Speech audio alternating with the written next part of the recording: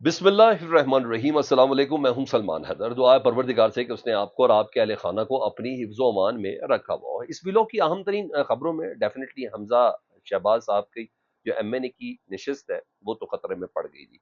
कल मरियम नवाज साहिबा की थी और फिर आस्ता आस्ता बात शहबाज शरीफ और नवाज शरीफ साहब तक जानी है। उसका जो फैसला उस पर जो आज इकदाम हुए हैं, स्पेशली हसास इदारों के लोगों को सबसे पहले अदालत ने कहा निकले यहाँ से आप बाहर, और जितने भी गैर मुतलका लोग हैं निकले सारे यहाँ से बाहर। ये लाहौर हाई कोर्ट ने किया है।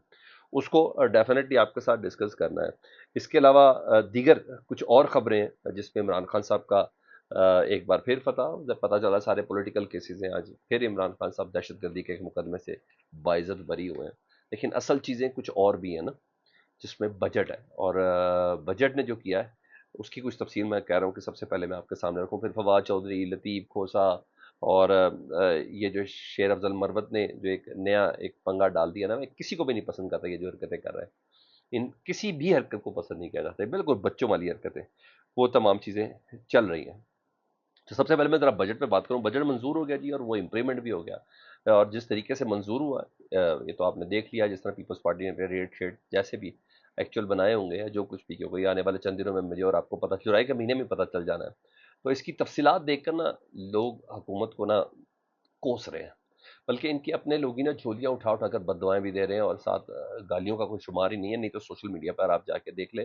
और जो हमारे दोस्त साहब हैं जिनका ताल्लुक मुस्लिम लीग नून से, जो रहनुमा खिलाते हैं मुस्लिम लीग नून से, आप यकीन जाने ऑन एयर डिफेंड करना तो बहुत दूर की बात, और फिर कानों को हाथ लगाते हैं कि इतने जलील। एक तो PDM हुकूमत में जलील, PDM 1 पे, दूसरा इस बारी जो हम लोग अवाम के हाथों हो रहे हैं और जो होना चाह रहे हैं। इसकी कुछ चीजें हैं ना जिसकी बिना पर पता चल रहा है इनके अंदर कोई एहसास की हिस्स नहीं है। अवाम का किसी किस्म का कोई दर्द नहीं है। तनख्वाहदार तबका बहुत तकलीफ, बहुत अजियत में है। 25% उसका इजाफा तो उसकी तनख्वाह के अंदर किया गया, लेकिन कुछ जगहों पे 100% टैक्स बढ़ा दिया गया, कुछ जगहों पे 50% टैक्स बढ़ा दिया गया।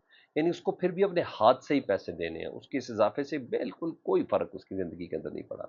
ये चीज उधर हुकूमती अरकान या कौमी असम्बली के मेम्बरान की मरात में आप मजीद इजाफा कर दिया गया है। सालाना पहले इनको मुफ्त एयर टिकट्स मिलती थी, 25 मुफ्त एयर टिकट्स मिलती थी, अब वो बढ़ाकर 30 कर दी गई है। अच्छा जी, 1 किलोमीटर सफरी अलाउंस इनका 10 रुपए था, अब वो बढ़ाकर 25 रुपए कर दिए। यानी घूमो जिधर मर्जी घूमना पूरे पाकिस्तान में, ऐशे करो, पैसे पाकिस्तान की आवाम देगी, पैसे पाकिस्तान का तनख्वाहदार तबका देगा, पैसे पाकिस्तान की गुर्बत देगी। आपको जो मौजे मारो यार, बस सिर्फ ऐशी करो आप लोग। दूध पर टैक्स 18% लगा दिया यार, कोई शर्म करो यार। आपके तो दूध के पैकेट भी फ्रांस, बेल्जियम और इंग्लैंड से आते हैं, ये मुझे बहुत अच्छे से अंदाजा। इवन मिनरल वाटर भी आपके वहीं से आते हैं, आप ये देख लें। मगर पैसा जो है ना, वो आपके मुलाजमों के भी जो दूध का है ना, वो पाकिस्तान की अवाम देगी। और और मजे की बात सुने, पेट्रोलियम लेवी पर 10 रुपए का इजाफा किया गया। सरकारी जो अफसरान है, जो ब्यूरोक्रेट है और फौजी अफसरान है, उन दोनों को जी हाँ, जायदाद की खरीदो फरोख्त में उनको इनकम टैक्स से इस्tisna दे दिया गया। क्यों भाई? और यार बस कर दो यार, कितना खाना है आपने? ये पूरा पाकिस्तान सबके लिए बराबर नहीं है। मैं क्यों दूं ब्यूरोक्रेट्स के पैसे? मैं क्यों दूं इनकम टैक्स उस जायदाद पे अगर मेरा ब्यूरोक्रेट नहीं दे रहा? मैं क्यों दूं उस पे इनकम टैक्स अगर मेरा फौजी अफसर नहीं दे रहा? क्यों दूं भाई? मुझे बता, कितना ये क्या है? इतना खुल के ये क्या है? मैं मुझे उसके बाद ये किस मुंह से दुनिया को फेस कर रहे हैं, मुझे कोई समझ नहीं आ रही। लेकिन बहरहाल इन तमाम चीजों के खिलाफ एक सर्टन माहौल बना हुआ है, और बहुत जबरदस्त किस्म का माहौल है। अपने ही लोग सर इनको जी हाँ पीट रहे हैं, जी हाँ बहुत कुछ सुना रहे हैं। ये है, आप देखें इस माहौल को, यानी यानी मैं कहता हूँ कि बेड़ा गर्क हो ऐसे प्लानर्स का, जिन्होंने ये प्लानिंग की इस बजट की। बेड़ा गर्क उन लोगों का जिन्होंने पाकिस्तान के साथ ये जुल्म किया है इस बजट की शक्ल में। लेकिन बहरहाल ये माहौल बना। आप देखें इसको लीड कौन करता है, वो जो लीड करता है उसको अंदर उन्होंने रखा हुआ है, इमरान खान साहब ने। नहीं तो बाकी तो ये सारे, आप देखते हैं जमात इस्लामी क्या करने जा रही है, देखते हैं मौलाना फजलुर रहमान साहब क्या करने जा रहे हैं। लेकिन असल जो बंदा है वो वही है जो इस वक्त अंदर मौजूद है। उदय, मजे की बात सुने, इनका भी बेड़ा गर्क हुआ हुआ है PTI के अंदर ग्रुपिंग की शक्ल में। अब तसल्ली तो है कि इमरान खान साहब आएंगे, लेकिन ये क्या मामला है? इधर जवाब शुरू है। फवाद चौधरी साहब को ہتھنی بولا تھا نا شیر افضل مروت صاحب نے، کہا تھا کہ ایک منادی کی عزت سے زیادہ ان کی حیثیت نہیں ہے. اب فواد چودھری صاحب نے بچوں کی طرح اس کا جواب دیا. وہ کہتے ہیں شیر افضل مروت جیسے لوگ تو ڈرائیور لیول کے لوگ ہیں. اچھا، جو جیت کر آ گئے ہیں، ان کی سیاسی خدمات کیا ہے؟ ایسے لوگ تو ہاتھ سازی طور پر سیاست میں آتے ہیں، ان کی 1 1.5 سال سے زیادہ ان کی مدت ہوتی نہیں ڈرائیور لیول کے لوگوں کی. انہوں نے تو اپنے بیٹے کو بھی ونڈرفل بغیرت کہہ دیا تھا. ان میں اتنی عقل ہی نہیں ہے. جب تک عمران خان جیل میں بند ہے اس وقت تک فلم بند ہے. یہ سب آئٹم سانگ ہیں جو چل رہے ہیں، اور ان کو دیکھ کر انجوائے کریں. ہاں، فواد چودھری صاحب نے جنرل باجوہ صاحب کے حق میں بات کی ہے، اور یہی وجہ ہے جو فواد چودھری صاحب کو مشکوک تو ہیں ہی، وہ مزید بناتے ہیں. وہ کہتے ہیں کہ میں جنرل باجوہ صاحب سے متعلق کوئی بات نہیں کرنا چاہتا. وہ اچھے آدمی ہیں، میرے ان کے ساتھ اچھے تعلقات ہیں. ہاں، لیکن جنرل باجوہ سے مل کر یہ ضرور پوچھنا چاہتا ہوں کہ آپ نے یہ سب کیوں کیا. بھائی فواد چودھری صاحب مجھے فون کریں، میں آپ کو بتا دیتا ہوں جنرل باجوہ نے یہ سب کیوں کیا. آپ کو نہیں پتا؟ اب بڑے روٹی کو چوچی بولتے ہیں. اب آپ کو نہیں پتا چل رہا جنرل باجوہ صاحب نے یہ کیوں کیا تھا؟ آپ میرے سے پوچھ لیں.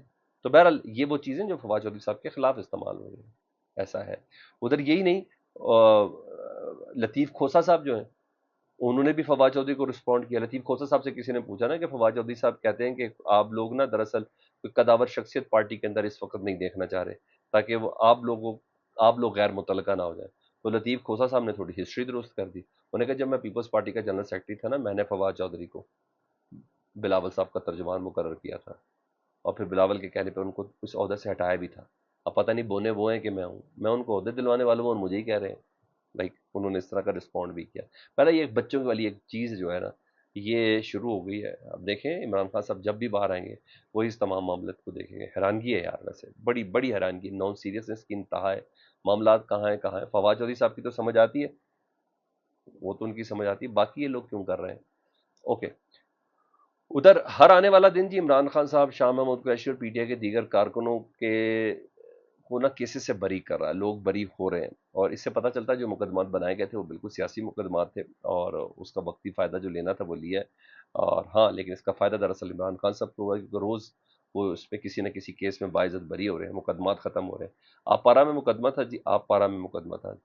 اور عمران خان، شاہ محمود قریشی، فیصل جاوید، شہریار آفریدی، اسد کیسر میں دہشت گردی کا یہ مقدمہ تھا. اس سے پہلے مقدمے میں ضمانتیں بھی مسترد ہوتی رہی ہیں اسی مقدمے میں عمران خان صاحب کی، لیکن اب وہ باقاعدہ طور پر باعزت بری ہو گئے جی عمران خان صاحب. تو سر اس کا فائدہ کس کو ہو رہا ہے؟ عمران خان صاحب کو. بیانیہ کس کا مضبوط ہو رہا ہے؟ پی ٹی آئی کا بیانیہ مضبوط ہو رہا ہے. اور کیا؟ نفرت کس کے خلاف بڑھ رہی ہے؟ اب آپ دیکھ لیں. ادھر حمزہ شہباز صاحب کا بھی قومی اسمبلی کا جو حلقہ ہے نا وہ کھل گیا. کل مریم نواز صاحبہ کا صوبائی اسمبلی کا حلقہ کھل گیا، اور اس پر اب تلوار لٹکنے لگ گئی ہے. تو جسٹس انوار صاحب نے اس کی لاہور ہائی کورٹ کا جو ٹریبونل ہے، انہوں نے اس کی سماعت کی ہے. این اے 118 کی سماعت کے آغاز میں سب سے پہلے انہوں نے کیا کام کیا ہے کہ حساس اداروں کے جو لوگ اندر بیٹھے ہوئے تھے نا، چیک کریں کیا ہے. ظاہری بات ہے بڑی محنت کی گئی بھی ہے. تو انہوں نے کہا سب سے پہلے آپ نکلیں یہاں سے، اور جتنے بھی غیر متعلقہ افراد، صرف وکلا اور صحافی حضرات کو اجازت تھی. میں نے کہا باقی جتنے بھی غیر متعلقہ افراد ہیں سارے یہاں سے نکل جائیں. تب آج لاہور ہائی کورٹ نے اپنی سماعت کا آغاز کیا ہے این اے 118 کی، کیونکہ حمزہ صاحب کی جو جیت ہے اس پہ عالیہ حمزہ صاحب ہیں، وہ کہتی ہیں میں جیتی ہوں، اور عالیہ حمزہ صاحب فارم 45 کے حساب سے جیتی ہوئی ہیں. تو عذرداری کی جو درخواست تھی جی، 25 جولائی تک الیکشن کمیشن کو نہ ریکارڈ کے ساتھ آنے کی مہلت دی ہے لاہور ہائی کورٹ کے الیکشن ٹریبونل نے، اور کہا فارم 45، فارم 46 اور فارم 47 کی مصدقہ کاپیاں لے کے آپ نے آنے ہیں. ایسے ایک بات تو سب کو ایک ہی تاریخ دی جا رہی ہے، 25 جولائی. یہ نوٹ کر لیں. اسلام آباد کے ٹریبونلز کی بھی، مریم نواز صاحبہ کے ٹریبونلز کی بھی، شہباز شریف صاحب کے بھی ٹریبونلز کی بھی، ان تمام کی 25 جولائی دی جا رہی ہے. اور اس کی وجہ بھی ہے، وہ بھی میں آپ کو بتاتا ہوں. تو ہر ایک پہ الیکشن کمیشن 25 جولائی کی مہلت مانگ رہا ہے، کیونکہ سر کیس کل لگا ہوا ہے سپریم کورٹ میں، 4 جولائی ہے، اور وہ کیس بھی ہم خیال بینچ ہے قاضی فائز صاحب کو. اور الیکشن کمیشن کو بڑی امید ہے، یا سسٹم بنانے والوں کو بڑی امید ہے کہ ہمارے سسٹم کے مطابق ایسا ہو سکتا ہے. لاہور ہائی کورٹ کے جو سابق چیف جسٹس شہزاد ملک صاحب جو اس وقت سپریم کورٹ میں چلے گئے ہیں، ان کا جو فیصلہ ہے وہ سپریم کورٹ کل عدم قرار دے سکتی ہے، اور پھر جو ریٹائرڈ ججز کا ٹریبونل بن جائے گا، اور پھر اپنی مرضی کے فیصلے کیے جائیں گے، اور اپنی مرضی سے الیکشن کمیشن اور بڑے جو ہیں جو کھیلتے ہیں وہ کھیل سکیں گے. اور یہ سب ہے. تو یہ بیسیکلی اس وجہ سے 25 جولائی کی تاریخ مانگی جا رہی ہے الیکشن کمیشن کی طرف سے. تو سر یہ اس وقت چل رہا ہے، اور اللہ پاکستان تحریک انصاف کے اندر موجود لوگوں کو عقل سلیم عطا فرمائے.